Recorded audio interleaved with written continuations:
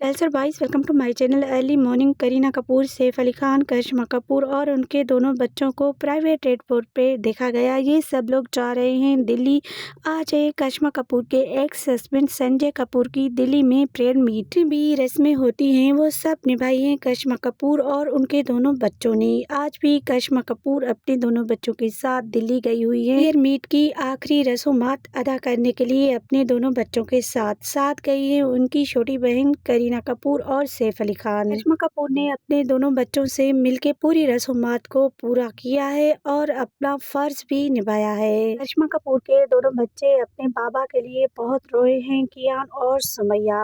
इस बीच में करिश्मा कपूर भी अपने एक्स हस्बैंड के लिए बहुत ज्यादा रोई है। गर्ल्स और बॉयज, आज की वीडियो पसंद आए तो चैनल को सब्सक्राइब कीजिएगा, वीडियो को लाइक शेयर कीजिएगा।